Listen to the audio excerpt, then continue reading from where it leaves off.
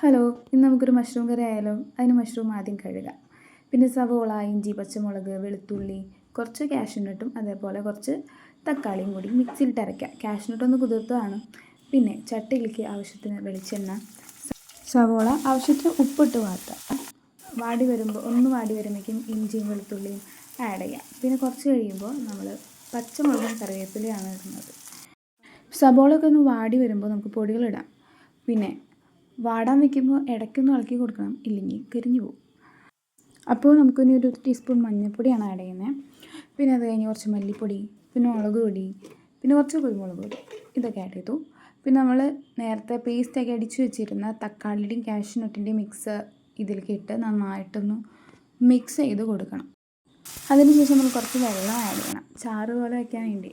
പിന്നെ നമ്മൾ കുറച്ച് ഗരം മസാല ഇടുന്നുണ്ട്, അത് നേരത്തെ ഇടാൻ മറന്നുപോയി. പിന്നെ അതിന് ശേഷം നമ്മളൊന്ന് ഇളക്കിയിട്ട് അതിനകത്തേക്ക് ഈ മഷ്റൂംസ് ആഡ് ചെയ്യുക. പിന്നെ നന്നായിട്ട് മിക്സ് ചെയ്ത് കൊടുക്കുക. ഇനി നമ്മൾ 10 മിനിറ്റ് മൂടി വെച്ച് വേവിക്കണം. മൂടി വെച്ച് വേവിച്ച ശേഷം കുറച്ച് കസൂരി മെത്തി ഇട്ടിട്ടുണ്ട്, കുറച്ച് ടേസ്റ്റിന് വേണ്ടിയിട്ട്.